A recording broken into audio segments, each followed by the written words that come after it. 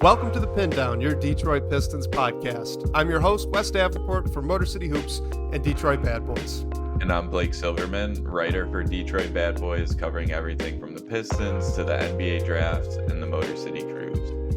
And if you guys are joining with us live here on YouTube or Facebook, not on Twitter, haven't figured that one out yet, but if you're joining us live right now on a Sunday morning, thank you. We appreciate it. Leave the like, subscribe, all that good stuff. But Blake, it is a beautiful Sunday morning. I don't know about by you. We got the sun out. It's not too cold outside.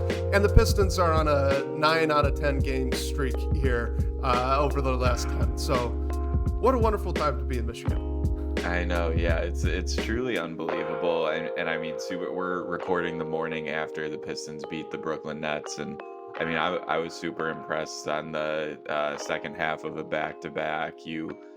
The Denver Nuggets break that 8-game winning streak, and then the next night the Pistons bounce back and beat a team that they absolutely should beat. And that's what good teams do. I remember just the last few years, it feels like there was no rhyme or reason for the games that they would win, and they would drop games that they shouldn't have, and opportunities where they were able to win. And now this season, with this incredible turnaround, that's like just hard to fathom even how it's happened this quickly, but they've figured that out and are winning these games that they're supposed to win, which goes a long way. Yeah, it really does. And really quickly, I want to apologize to our listeners if my voice is a little off or if I cough a little bit. I'm on the back end of a flu, feeling good now, so no worries there. But still have a little bit of a cough, and I can feel it in my throat just a little bit. So hopefully my voice isn't too bad. But yeah, I just wanted this little back to back was kind of the final selling point for me. I mean, after that Boston win, I was pretty high. I was like, okay, I was not only was I way too low, this team has so far exceeded any expectations. They're real, they're legit. Like this is 100% of the best outcome that anyone could have imagined in their dreams, right? And then you go and you play the Nuggets, and the Nuggets are another championship contender. They're a really good team. They're multifaceted. They got pretty good defense. They can attack you in a few ways. The Pistons came out, they punched them in the mouth, right? And the Nuggets countered, and the Pistons came back, and then the Nuggets countered again, right? And kind of put the Pistons down. And that's a tough one to take when you've got a team here that had been winning so many games. They are so young. They were riding high. And so I thought that was a really good game, really good learning experience to have that. And like you said, come back against the Nets, a team that you should beat. And even have the Nets kind of do their best to take away Cade's scoring a little bit, throw a lot of physicality at him like the Nuggets did. And they still come out. And yes, the Nets came back a little bit in the third quarter, but the Pistons stomped that out pretty quickly too, right? So the Nets came back, punched the Pistons a little bit, and then the Pistons punched them back down and put them out, like a good team should do. So I just think at this point, if anyone has any doubts, you could just put those to bed. This team's real. It's exciting. They're legit, and sky's the limit. I'm just excited to watch more Pistons basketball. This has been so fun. Yeah, 100%. And yeah, even the fourth quarter against Brooklyn, like I think they cut it to 8 at one point, and then the Pistons rattled off a run right after that. And yeah, Malik Beasley, whatever happened there when he got ejected with like half of the fourth He just took quarter. a tour of the visitor bench. I mean, no big deal, right? That was truly funny. And I mean, always animated, but wasn't expecting that ejection by any means. But after that point, like that was when the Pistons were on the run, and the game was over at that point. So yeah, the Nets came back a little bit, but like you said, they were able to counter and waver the storm and not let things get out of hand, even when they were taking Cade scoring out of the game, like you mentioned, and finding other ways to happen. Like Cade still had 9 assists. He was creating offense. Malik Beasley had an unreal game, shot making wise himself. So yeah, it seems like even when teams are attacking Cade, he's going to be at the top of every game plan. Like there are other answers too. Now you have more ball handling on the roster with the addition of Dennis Schroeder. So it seems like they're a deep team too, which is why like I don't know how far they can go, but it seems like sustainable what they're doing right now. And I think that this depth is really going to get tested here down the back stretch of the season. I don't want to say that the Nuggets like put out a blueprint or anything. I don't think they did. This isn't anything new that teams have been sending against Cade, right? Teams have always been physical with him and they've always been trapping him. But it seems like after this hot stretch that he's had in February, it's like ramped up to 11. It's somehow even gotten more, right? And so Boston didn't do it as much. Seems like the Nuggets just really sent the house at him. And it seemed like that was a game you really missed Jaden Ivey. I felt like that was a game the team really missed Jaden Ivey, not just because of the ball handling, though that was part of it, and Schroeder did really help there, but more just the ability to, find someone else to go get a bucket and make something happen for the offense. And Schroeder's still getting acclimated, so he's not quite there yet. I thought they really missed Ivey that night. Whereas with the Nets, I don't know about you, but it felt a little bit more intentional with Cade not shooting as much. He had opportunities. I think he only had 9 shots on the night, if I remember correctly. That's I don't know if that's game plan, but it didn't seem like he was really pushing the envelope for his own offense. Not that he needed to, but yeah, I just think that the depth here now is going to be tested a little bit down the stretch. Can Schroeder really acclimate himself to this offense to help counter that?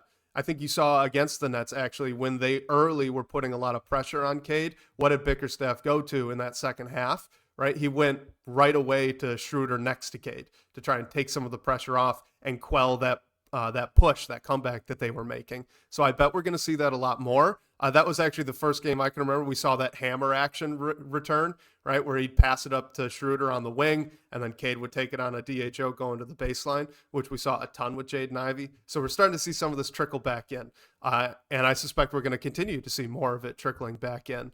And I'm very curious to see how that's going to build out here the rest of the season. I think it could be really key to the Pistons handling good teams down the stretch. For sure. And yeah, coming up, I mean, you had this nice home stand and really this stretch where you won 9 out of 10 games, but they're hitting the West Coast now and have a couple tough games at least and a decently long road trip that when you come back home, you have a back to back against Washington, which I guess is the the light at the end of the tunnel, but they're going to get tested on this road trip too. You going to LA to play the Clippers, you're going to Golden State to play the Warriors who are hot right now. So you're running into some good teams and still have to play like Oklahoma City too. So I think they are going to be tested like you mentioned, but right now how they're playing, like you almost expect them to win l- every night no matter who the opponent is, especially after what they did to the Celtics. I mean, going into that Denver game, the Pistons were favored. Like if you would tell me going into the season that the Pistons were the favorite against the Denver Nuggets, like I wouldn't have believed you.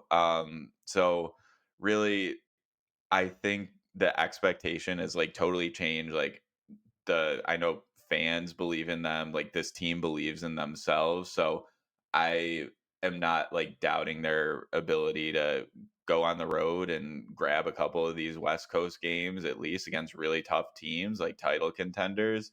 But yeah, it's not going to be easy, and even against Brooklyn, a game that they should have won, like you didn't see them go out there and just like go through the motions. Like there was an energy about that game and really trying to get a win after the win streak was broken. So I just think like the vibes are good and really it's just incredible to watch. I'm excited to see how it goes down the stretch and how far this team can go. This is what good teams do. What you just said, that's what good teams do. That's what winning teams do. You're not going to win 82 games. It's never been done. I mean, I'll go out on a limb, say maybe it never will, right? That'd be one heck of a season if someone could 82 go game win undefeated. Yeah, streak. 82 and 0. But look, this is how a good team responds. You just rattled off a big win streak, right? You lost a game against a really good team. You gave it your best shot. They punched you in the mouth. They just had you that night. It is what it is. So you lost a game, you lose the winning streak, and you got to start over. And they had a good team, a great opportunity against them to do that, right? The Nets are not a fantastic basketball team. They're a good defensive team. They're a very bad offensive team. So you had a great shot there. Lesser teams would come out, and we've seen this over the past few years with the Pistons. Lesser teams, they come out, and that's more of a game than it was, especially early. You let the Nets hang around, and then all of a sudden you get into the fourth quarter, and it's kind of a coin toss how that game's going to turn out, who's going to win it. The Pistons came out, and they had clearly, I think Malik Beasley even said this in a pregame interview, they clearly had the mindset, we've just won 8 of our last 9. Let's make it 9 out of 10. Right. Let's make this a 9 out of 10 streak and just keep the good vibes going, like you said. And they did that. They came out strong. They put the Nets down right away. Yes, they had to weather a comeback. But again, that's what good teams do. We've been on the other end of this, right? We've been on the other end of that team in kind of the middle of the playoff standings with the Pistons being very bad, and they get hit early and they make that third quarter push when the other team kind of laid off the gas a little bit. And all of a sudden that opposing team, they wake up there late in the third and it's no longer a game and it's over. So you got the little comeback to feel good about, and then that's about it. How many times did we watch that last year? I mean, it felt like it happened a ton down the stretch. So we've seen the other side of this. And now we're finally on the other end of it. Now we're finally on the winning side of it. And like you said, I just think it feels really good. A couple of good points here from guys in our comment section. We got YouTube user, our guy says he thinks that Cade is expending less energy in blowout wins and losses, which I agree. I've noticed that well. And he's saying that that's going to be really important for keeping his legs strong down the stretch when he needs them. I agree. I really agree with that. And we got our guy Chuck Brewer here saying the biggest difference last year to this year is that the coaching staff is trying to win versus last year they were doing whatever the heck they were doing. He says it wasn't coaching, which I want to add to this really quick, and I want to see if you agree with me. I think it's not just the coaching staff. I think this is the whole organization. Last year, you still had, from as far as I can tell, an edict coming from on high that Isaiah Stewart had to be starting at power forward next to Jalen Duren. That was the experiment we needed to see play out. I don't know if there was anything similar with, like Killian Hayes playing next to or playing significant minutes. And shout out Killian Hayes. Actually, I didn't think he played terribly against the Pistons here the other night, but that was not a great fit, especially with Asar Thompson as a rookie starting day one out there. I feel like the entire organization here, especially after the trade deadline, is now all in trying to win as many games as they possibly can this season. And that's the first time we could say that, since 2019? Yeah. Yep. And I think it's like, just speaking to the front office, I think the the thing that I've been most impressed with Trajan Langdon is he's said in his interviews like he can't do this whole thing himself, and he's went out and made all these different hires for guys. Like he brought in one of his salary cap guys to who I'm sure helped finagle the Paul Reed thing, opening up some cap space there once they waived him and then worked out a new deal, and then with the trade deadline too. And I think Troy Weaver, if you can give him like a tip of the cap for anything, like of course the drafting, but also he left some flexibility, like didn't keep this new front office's hands tied, which made it an exciting job. And I think Langdon has been a perfect fit, done an amazing job so far, because like obviously we don't see everything going behind the scenes, but we saw when once Langdon was hired, you saw a bunch of hires trickle in after him to help with different things, guys that he has had relationships with. And with the coaching staff, I know that the coach of the year conversation is a big thing right now. JB Bickerstaff with Kenny Atkinson, who knows how that'll shake out. I think they're both deserving. I think JB is definitely deserving with what he's done in such a short amount of time and being one of like the last hires in this cycle.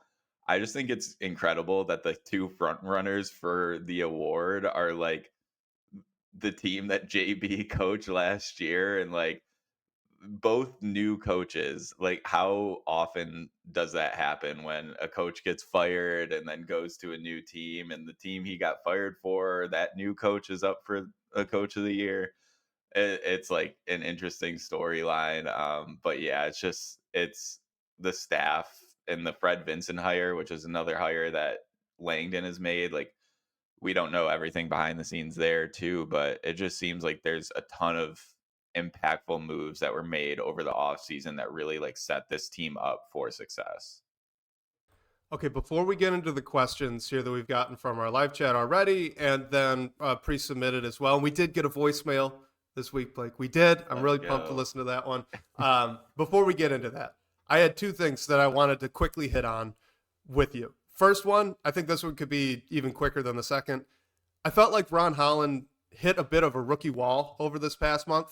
Somewhere around the middle of February, it felt like his production kind of dipped. He was less impactful, less energetic out on the floor. And then he kind of crawled his way over it. It feels like he fought his way back over the wall, leapt over to the other side, and now it just looks like that same old Ron Holland that everyone was so excited about, that we were all so excited about. And I can't, again, I've said this a few times this year with Ron Holland, but I can't remember a Pistons rookie doing that outside of the superstar guy like Cade, right? Or I'm sure if Grant Hill ever hit a rookie wall, I'm sure he got over it. But I'm struggling to think of other rookies that I have watched in my time that have hit that wall and then in less than a month scrapped their way over the top of it and found a way to keep going. It feels like more often we've had rookies hit the rookie wall, which is totally understandable. You've never played this many games, never played this many minutes, practiced this much. You've never done that in a year. So you hit the wall, and then that's kind of it for the rookie year. You're just fighting to get to the finish line.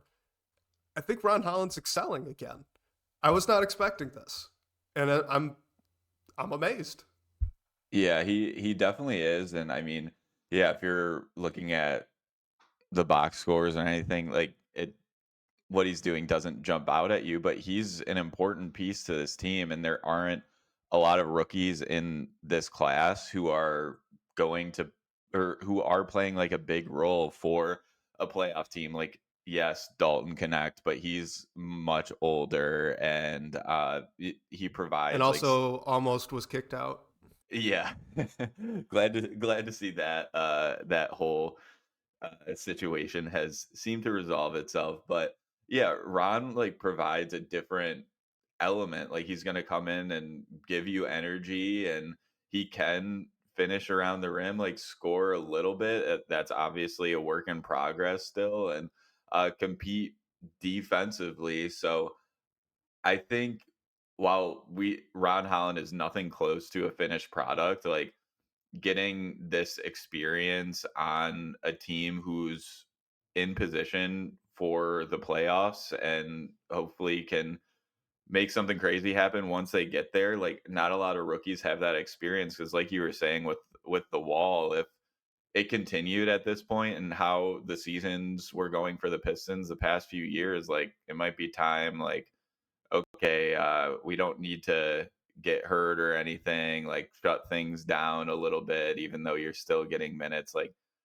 don't go crazy. Maybe it's the time where we started to see some of like the Pistons themselves get shut down for the year, and now like things are just totally different. So I think it's a great opportunity for Ron to have this experience in his first year of his career because it'll the best is yet to come for him.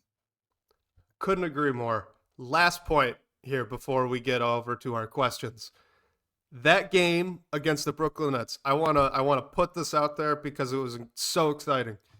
This was by far the best I have ever felt about Jalen Duren as a rim protector in his time in the NBA. It's not just the fact that he had 6 blocks, which, by the way, he had 6 blocks, 6.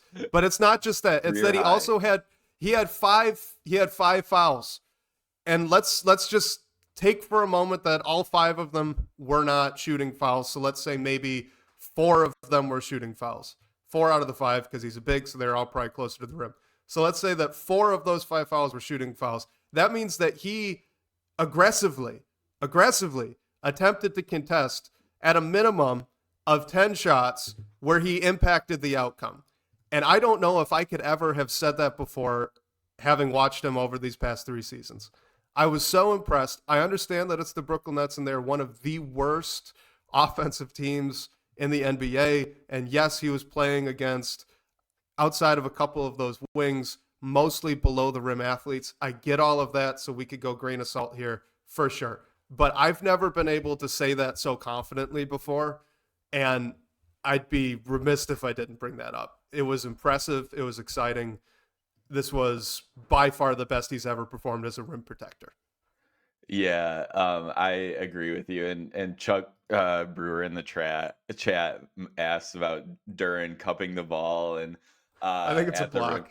It is a block. Duren did have 2 steals, but that play specifically where Duren just like grabbed the ball and ran the floor for for a bucket, I was like, that was the most incredible play of his career. And not even like the dunks are flashy. And I thought he had one of the best dunks of the year against the San Antonio Spurs, where he like caught a alley oop with one arm and like threw it down. But yeah, I totally agree. I mean, the 6 blocks, I hope it's not an anomaly or anything, because the past 5 games, I think the 4 before his career high 6 blocks, I think he had 1 block total. So I hope we see that continue, because when he is impactful as a rim protector, it's really like a game changer, because Isaiah Stewart is so good off the bench. He's just like one of the best rim protectors in the league, I think, especially for someone at his size. And if you can add on Jalen Duren to that, like, it's going to be tough to score on this team, and you're going to have to live and die by the 3. And I think JB Bickerstaff would be willing to take that trade off, because he said before, like, just his priority is to protect the paint. And if like that's Jalen Duren's job. So if he's more so improving at that, when you do have one of the a crazy impactful rim protector off the bench too, and Isaiah Stewart, like it makes his job a heck of a lot easier. Yeah, and look, like we could nitpick this game for him as well, which we could probably do with a lot of the guys, especially him and Isaiah Stewart, who both I think they both had 5 fouls. So that's not amazing, right? I didn't love his 3 turnovers, Duren's 3 turnovers. I thought all 3 of them were not required. He didn't need to be doing the thing that he was doing that generated those 3 turnovers. The 2 steals are good, only 2 assists, which is down a little bit from what he had been over the past couple of weeks, right? Only 11 rebounds. You wish you could see that up just a little bit more against a team like the Nets that really don't have the physicality to match. Point is, we can nitpick that. I don't want to do that. I thought that he played an incredibly impactful game as a rim protector, and that was why he was so effective out there on the court. That was why you felt him. You noticed him so much when he was out there on the court, and it wasn't as big of a swing on the defensive side of the ball when Isaiah Stewart came in. And, I mean, you said it. That's not been the case the past couple of weeks. That's not been the case over this hot stretch. He has been, the things that he's improved on this year, and I don't want to take it away, but the things that he's been improving on this year are things that he was already good at, which is what we generally see, right? Guys improve at the things that they're already showing aptitude for, that they're already good at. That's normal. Okay, so it's fantastic that he's doing that. The defensive side of things is new. He's not really shown an aptitude for this. He had, I don't even think it logs as a steal, but there was a run out where it ended up with a lob, I believe, from Ron Holland to Jalen Duren, where Jalen Duren was playing drop coverage, had active hands, and tipped a pass. And that's how Holland got the steal. We have not seen that. We've not seen stuff like that out of Jalen Duren very much this year. So for him to put that all together in one game, yes, against the Brooklyn Nets, bad offense, whatever, throw that out. It doesn't matter. For him to have put that all together against the Nets like he did, I think that's notable. I think you got to earmark this and follow it hopefully the rest of the year. I really hope he can build on this. This would be absolute game changer for the team going into the playoffs if he can tap into this type of performance on a pretty consistent level. Yeah, like you said, it's something to build off of.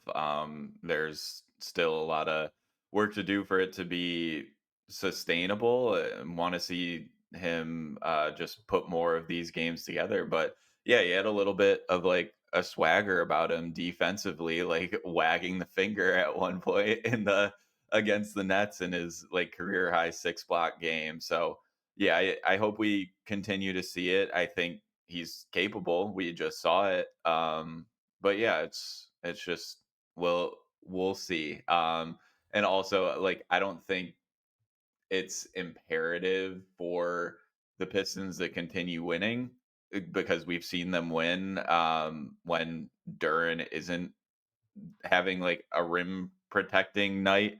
But it certainly helps, and it just makes the coaching staff's job a lot easier and just makes the opponent's life a heck of a lot harder. I'll put it even more firmly though. I do think it is pretty imperative down the stretch. I mean, you brought up the schedule. You got the Clippers, you got the Warriors, the Blazers are playing really well. The Thunder are a great team. The Heat are nipping at their heels. The Mavericks are talented. Pelicans are, not super healthy, but Zion's playing pretty well. Cavs, Timberwolves, Thunder again, Grizzlies. Like this is a murderer's row down the stretch of the season with really talented teams. Knicks, the last 3 games of the year, Knicks, Bucks. That's going to be huge, right? So if I think that this is really imperative. I think if this team can count on not this level of performance every night, but maybe just half of it, right? Just 50% of this kind of performance on almost every night. I think that is pretty imperative down the stretch here. And as long as we're talking about Duren, we got this question here from YouTube user referring to those rumors about Detroit and the Los Angeles Lakers when they were looking to add a big, right? And so he asked, do you think that the rumors that Detroit told LA they weren't interested in trading Duren because he's part of the core means anything? And I will just quickly say, I think it could mean everything or it could mean nothing. What do you think? Yeah, I don't know. Like well, we're gonna get our answer this summer when we see if he's given an extension or not.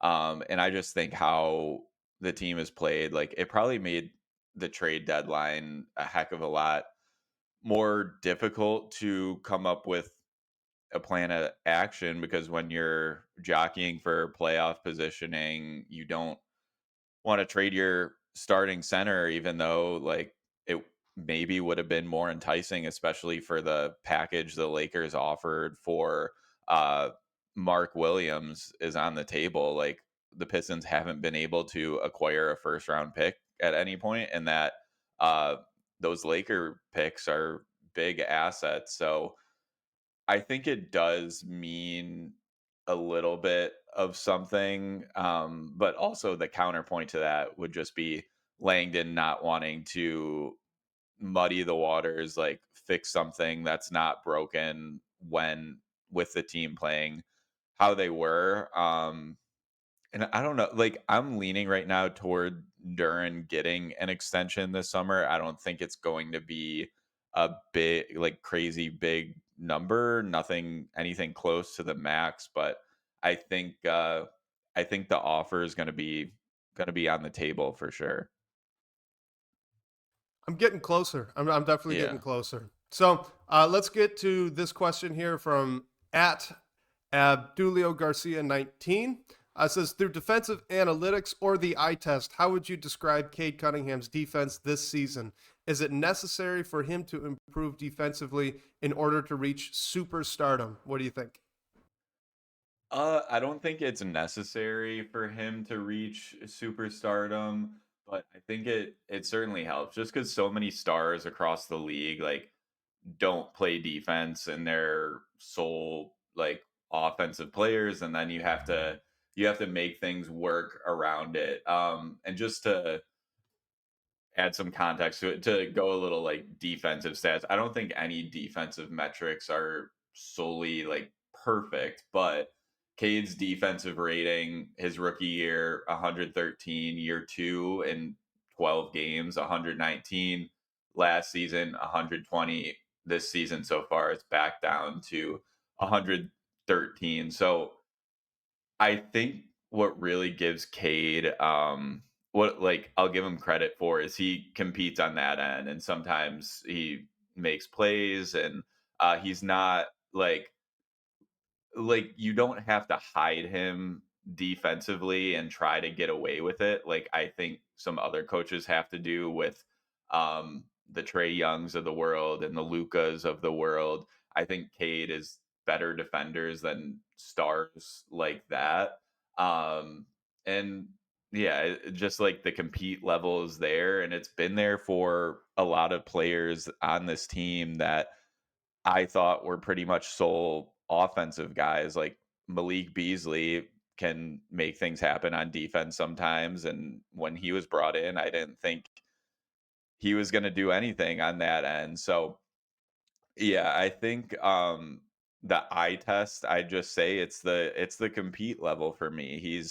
He's out there trying to get a hand on the ball, make things happen, and then because he's good in the whole team is good at upping the pace and keeping things going in transition as well. So at the same time, I don't think him becoming a good to great defender is necessary to reach superstardom. I think everything he does on offense will take care of that.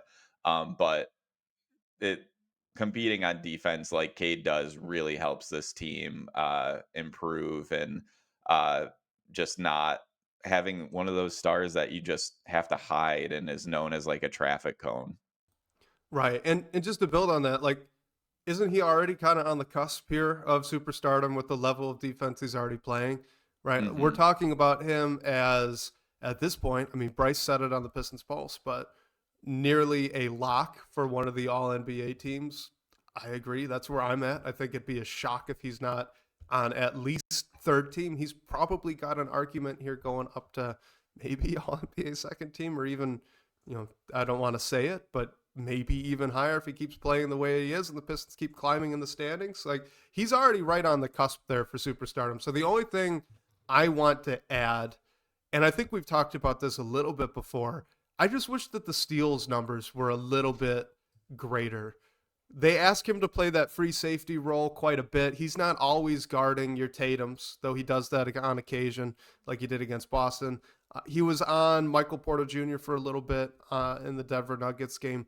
But I do wish when they had him kind of roaming on the back end, if the steals numbers could go up because he is such a high level processor, right? He's so good at reading the floor from the offensive end that really it should translate. It should translate to the defensive side as well. We see that with guys like Luka Doncic, and actually, let me look that up as well. Here, how many steals he tends to average? Because I believe it is a little bit more. Apologize, this is bad podcasting.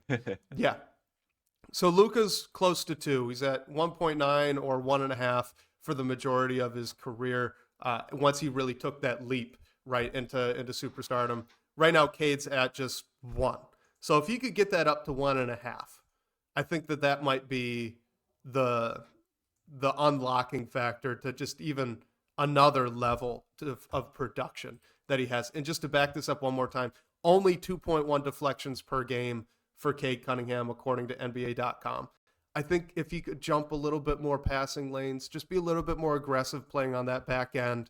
He does get a decent number of blocks, especially for a guard, which is huge, right? Yeah, YouTube user brings that up. Cade comes up with big blocks in big moments. Absolutely. Don't lose that, right? And that's from him playing that free safety side of things. And again, it's just more reason to believe that he does I should say, process the floor on the defensive side of the ball very well as well. So if he could just add a half steal per game, right? Maybe another steal per game, jumping passing lanes, I think that would be huge. So that's the one thing that I want to add. Not better on ball defense. I think he's already kind of maxed out there in terms of what his load can be when you pair it with his scoring load that he has on offense.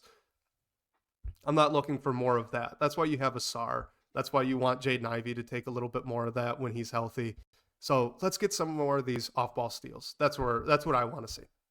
For sure, yeah, and I mean his stocks numbers have went up almost like a half, like point 0.5 since last year, but that's all solely with blocks. The steal numbers, like you mentioned, have been pretty flat over his career. So yeah, I think if he can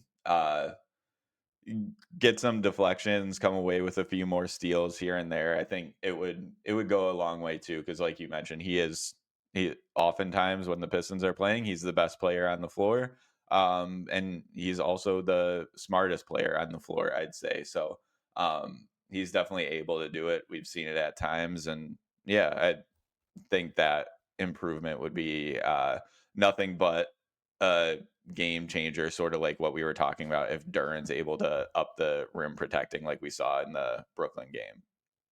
Yeah, and I'm not saying that Luka's a better defender than Cade. I want to walk that back. That wasn't my point. Luka's also a much better offensive player than Cade Cunningham is, at least right now. So I think that if we could get one way to close the gap a little bit more would be if the steals numbers could get much closer to where Luka is.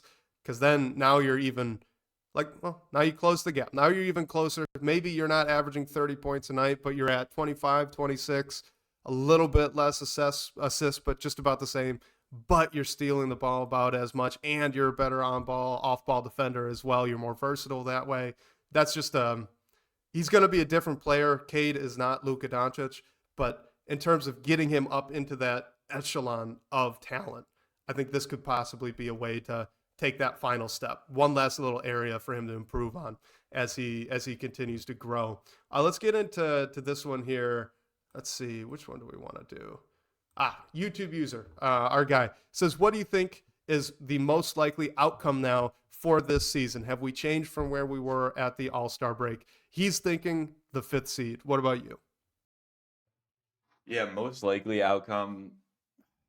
I'm gonna go with sticking with the six. I mean, it really one through, or I'm sorry, 4 through 6 is really tight. It's the Bucks, Pacers, and Pistons all within a game of each other. So I think they could be fifth. I think they can jump to the fourth, but I think the Pacers are playing pretty good right now, and I think it'll be hard to um, jump them over the stretch. And also, both of those teams like own the tiebreaker over the Pistons, I believe. So if it's neck and neck down the stretch, that gives them a little bit of Apple at the end, but I don't know, like where the Pistons are sitting at the six, like the New York Knicks are most likely the third seed, and like I don't hate that matchup at all for the Pistons.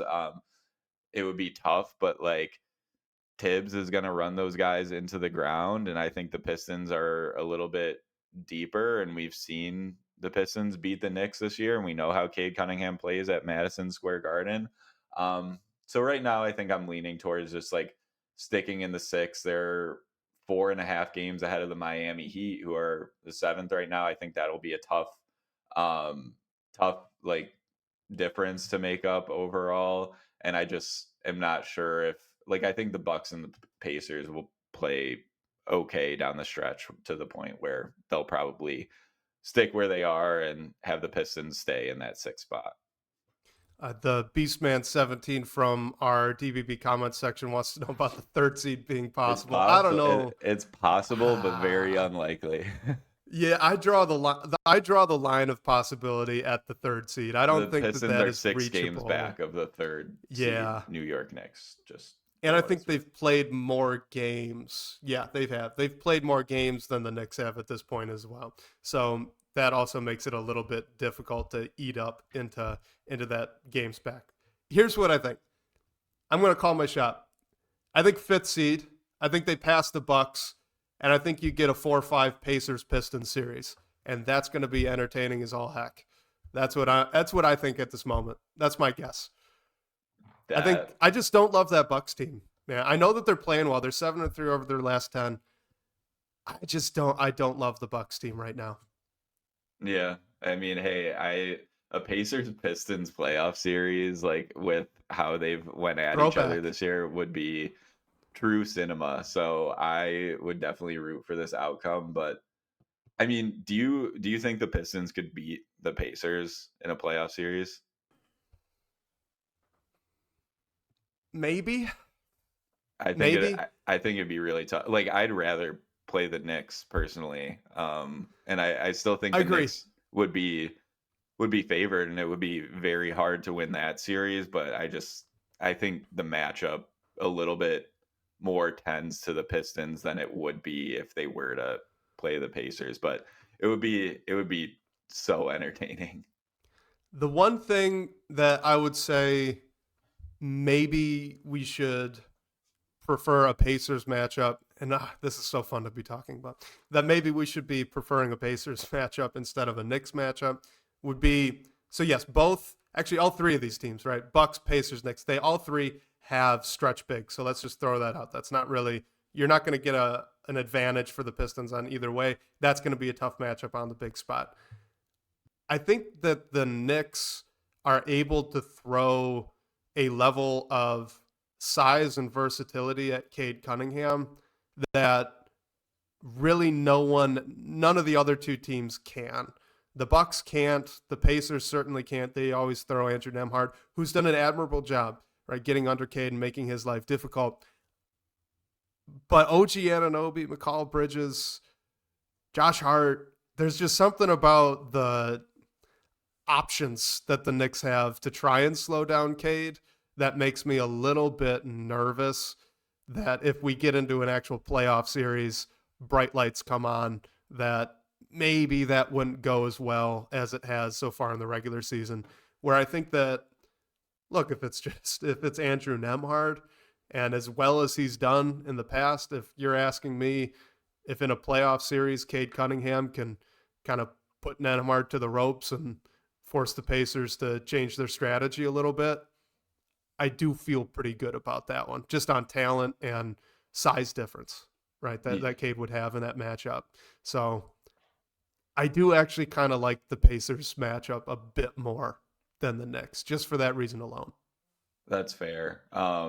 Yeah, and I mean, the one thing about the Knicks too is the Pistons are playing with house money. Like no one expected them to be where they are in the playoffs at all. And the Knicks, it's kind of like win now time. Excuse me. After you trade for Michael Bridges and Cat and give up all the capital you did to get those players, like they're coming up on the time where they got to win games.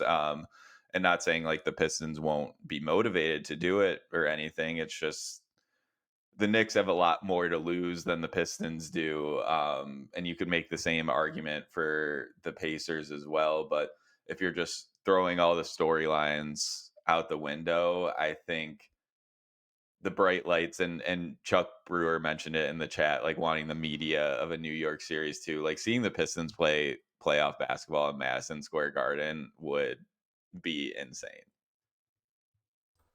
Playoff basketball in Madison Square Garden is pretty much what established Trae Young as the superstar he is, right? I mean, he was the villain Exactly. there in that series a few years ago, and that was a lot of fun to watch. It'd be fun. I'm not saying it wouldn't be fun. I would Whatever have the a ton of fun outcome with is that. will be Yeah. fun.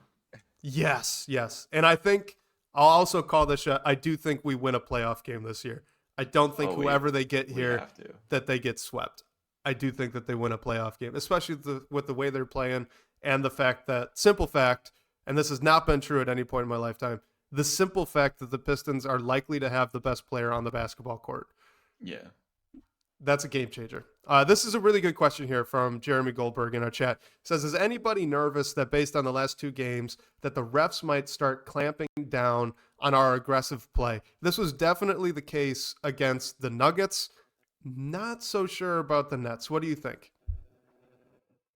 Yeah, I mean, I guess I'm a little nervous, but at the same time, like I think Nikola Jokic, like the Pistons aren't gonna see him again unless both those teams make the finals in a highly unlikely outcome. So I think it was that matchup a bit, and then like Mike Malone, what he did, like complaining about the aggressiveness early. I don't think the Pistons are gonna see that a lot, and like once you get into the playoffs, the refs are definitely going to let a little bit more go like they do every year. And are there still going to be the Jalen Brunsons that are hunting for fouls and playing that unethical basketball as the kids call it these days? Like, yes, but I think you're gonna see a little bit more loose or just like refs swallowing their whistle a little bit more. Um, but yeah, after like what the Nuggets did, I think it's definitely a fair worry. But and even against the Nets, like we saw Duren and Stewart in foul trouble. Like Cade picked up 2 fouls early.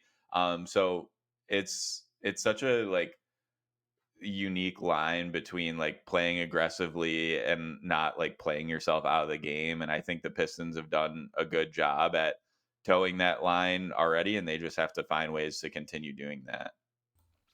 Yeah, I agree with you. I think that Nuggets game was more of the problem than the Nets game.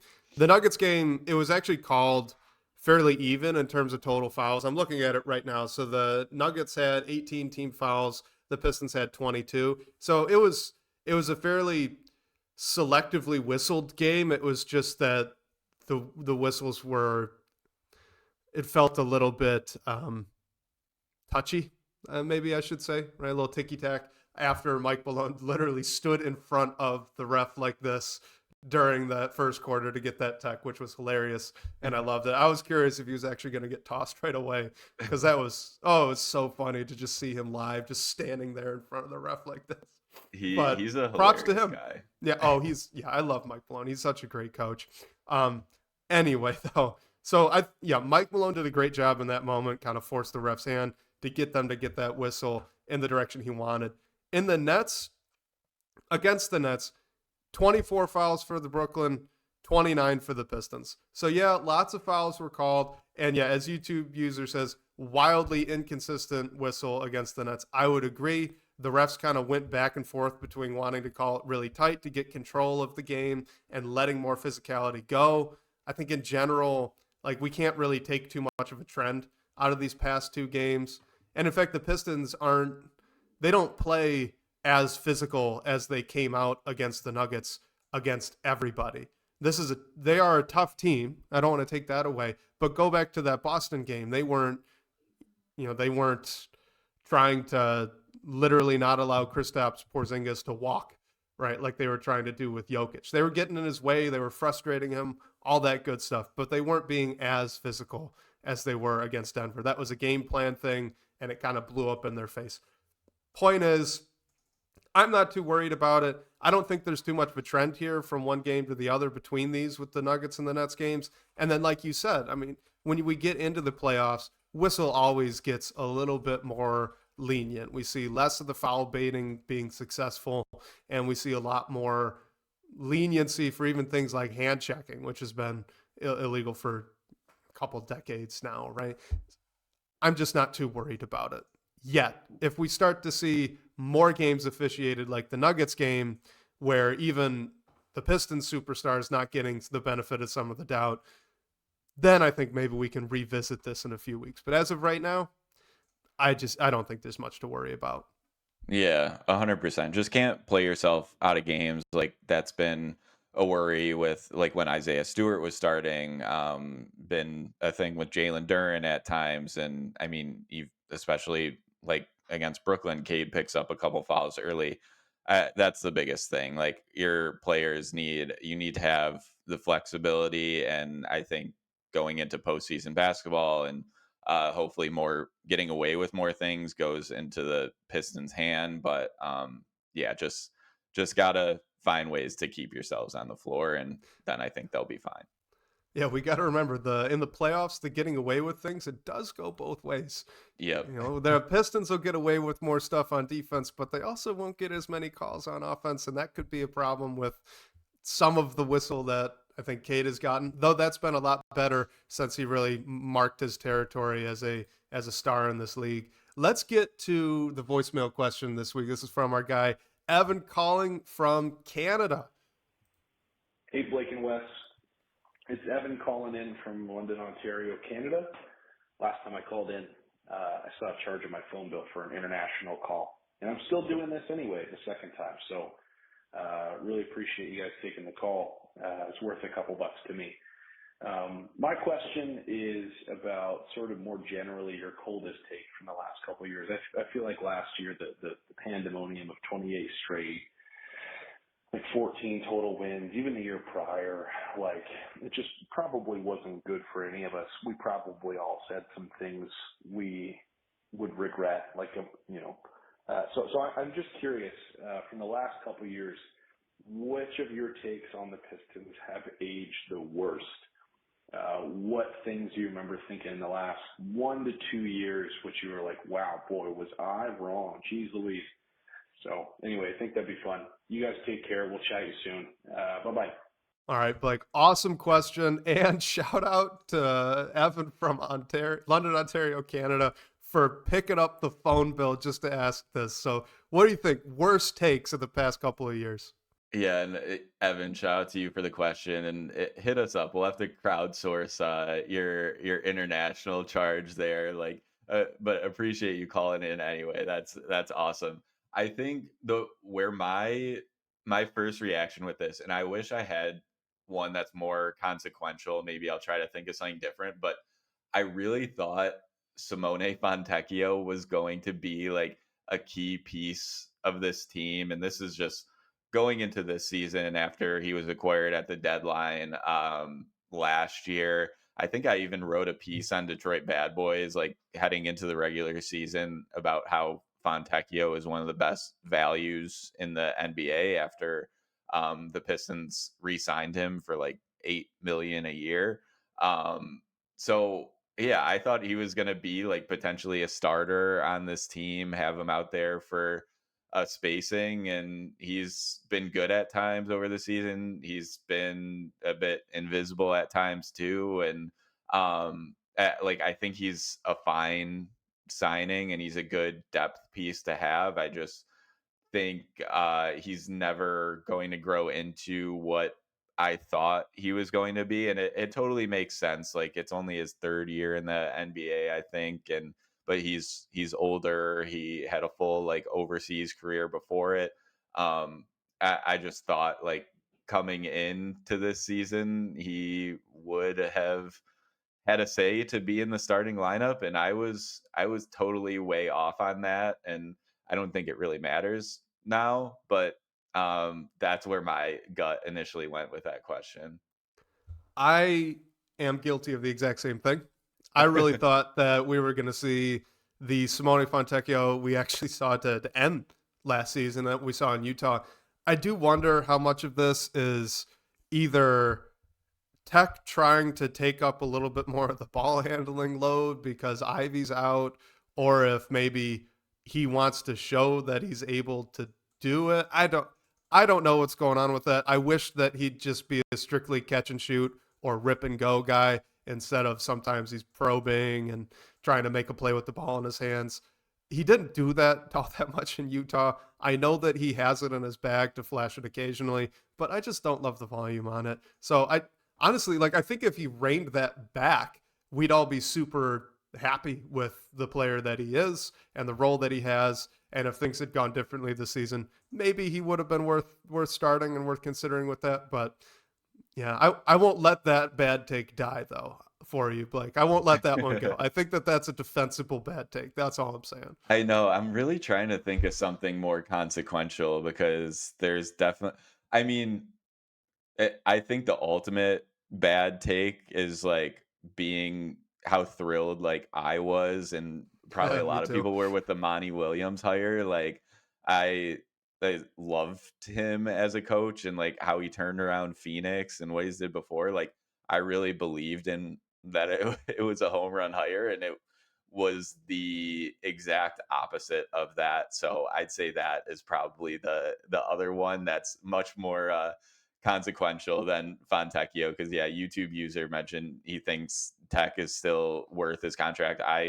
I agree with that, and after this season, he becomes an expiring deal. That if there's a move to make, a throw-in piece that some team will probably be interested in too. So that's value there. But yeah, I think the ultimate coldest take recently in the past few seasons of the Pistons is the Monty Williams hire.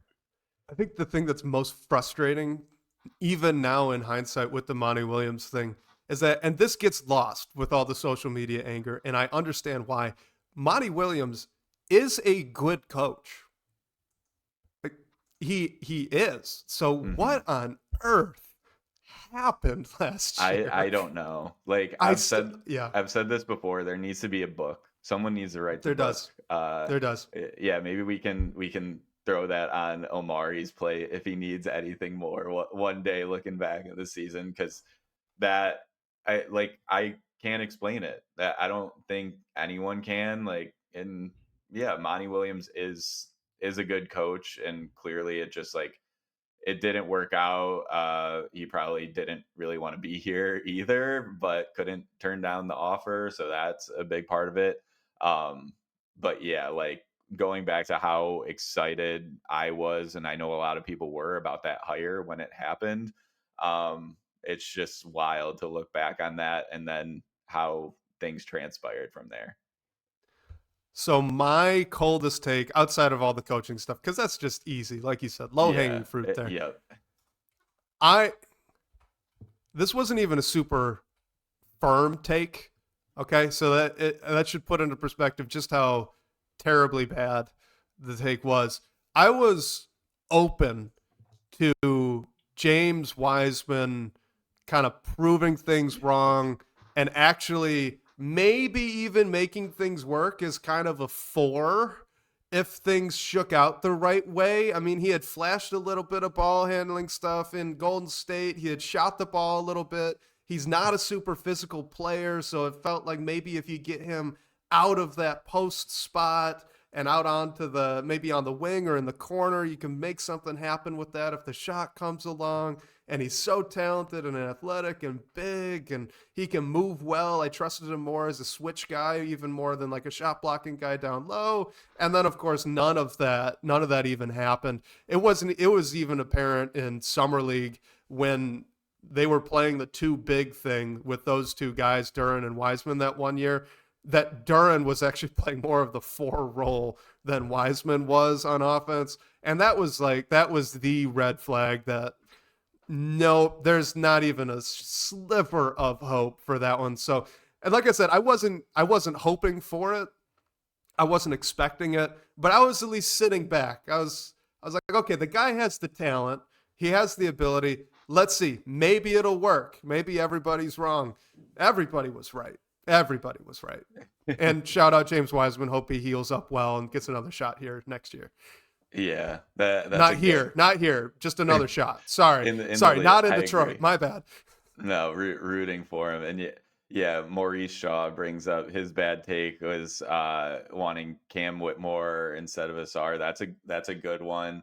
And I mean, Cam Whitmore is still exciting, but yeah, like Jarris those Walker. yeah, Jarris Walker too. Those Thompson twins, man, like everyone says that they're just the most incredible athletes pop that they've ever seen, and like I believe it too. So yeah, Asar is a good one because like his pre-draft, people didn't watch a lot of him, how they developed in OT and everything. I was trying to go through like recent draft picks who I thought would work out. um I mean, depending on like how far you want to go, like I feel like I believed in the Killian Hayes experience maybe a little bit longer than a lot of people did. I Um, believed in it a lot day one. After year one, I was extremely skeptical. yeah, yeah, that's fair. I think I always thought there was something that was gonna break through there. So that's another one. I'm thinking of other I'm still players. fingers crossed that he can do like a Dante Exum sort of thing. I almost Yeah. wonder if the best thing for Killian, of course, here we go. We're closing the show on Killian Hayes.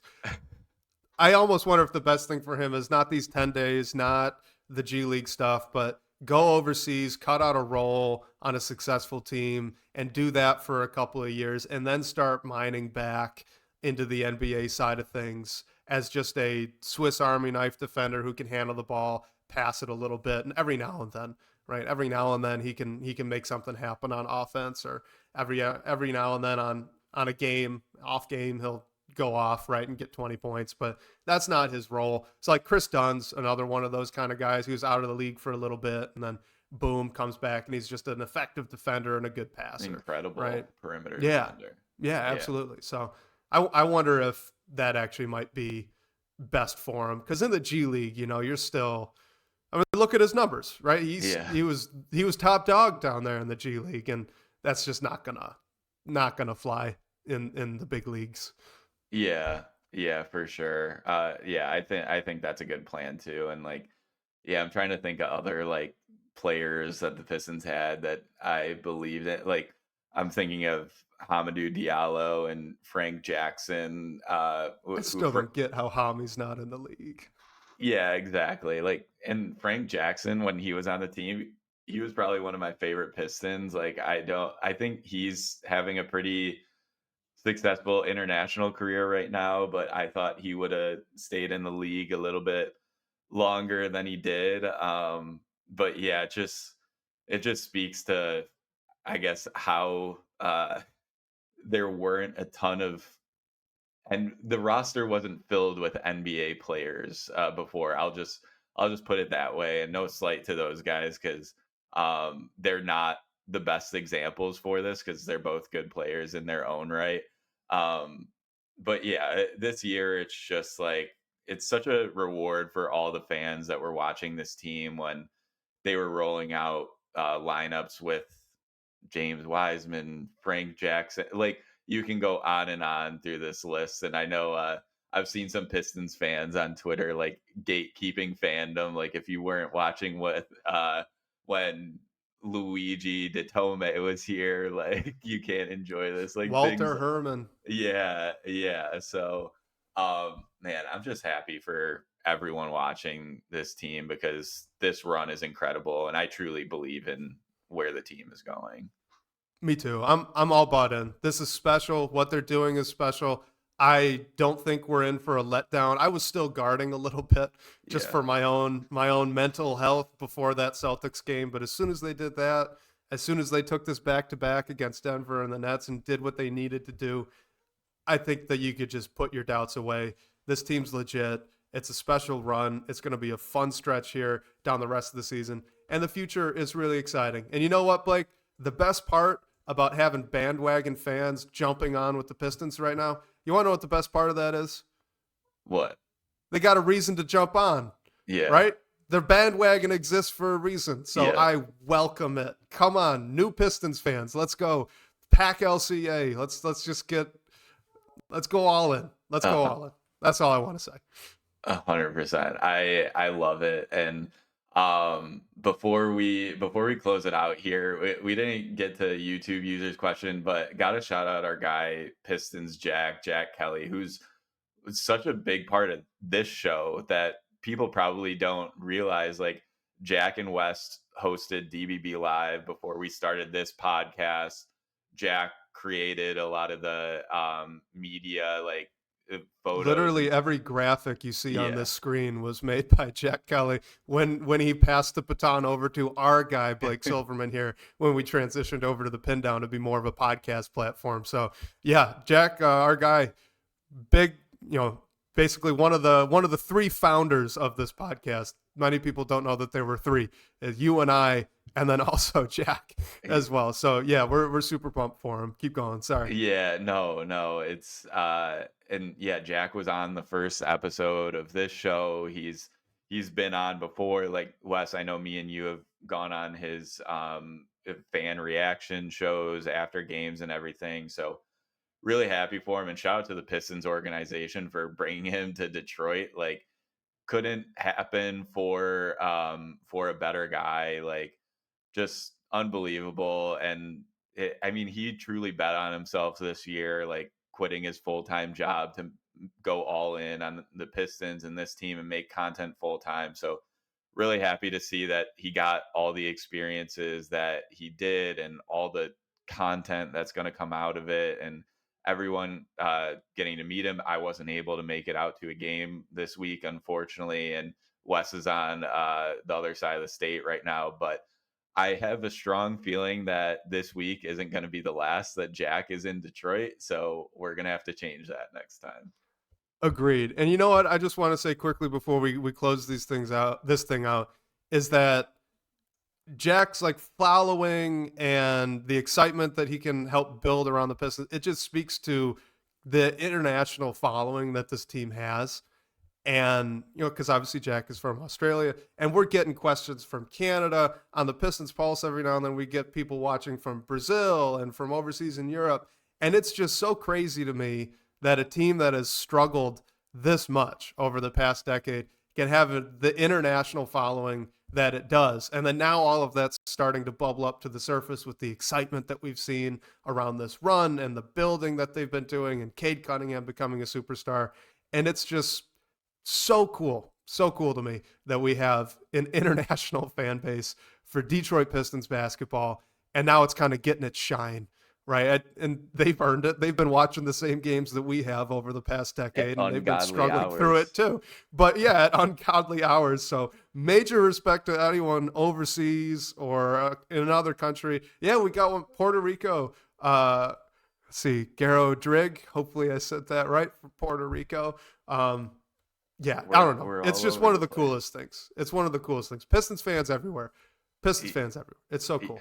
Yeah, and obviously, like I'm a little in the Pistons bubble, like we all are. But I'd put this Pistons community, like, and the passion up against probably like any fan base in the league, which is incredible because we're not a big market team. Like there are Lakers fans every year, but that's not us. But the passion is there, and I'd put it up against anyone. You see it from all the stories that come out from the beat writers and just the discussion online every game, no matter how the team's doing, where they are right now versus when they won 14 games last season. Like it was all still there. So it's truly incredible. And Jack's a big part of that too. So super happy for him. Hope he has a safe trip home. Yeah, seconded. Last thing to close us out. The NBA is better when the Pistons are good. Yes. I think everybody agrees with that. Oh, 100%. And yeah, we'll leave it at that, but there's much more to come. Shout out to Evan for using our voice line and even paying a couple bucks to do so. Evan, hit us up. We got to help you out with your phone bill there, but shout out to you. And anyone can call that number, ask a question if you want, hear your voice on the show. The number for that is 313-355-2717. And special thanks to Sean Corp, the managing editor of Detroit Bad Boys, for supporting the show. Shout out to you guys for all the great questions and talking points. We'll catch you next week, whether on your commute or live with us on YouTube. We can't wait to talk more Detroit basketball with you all.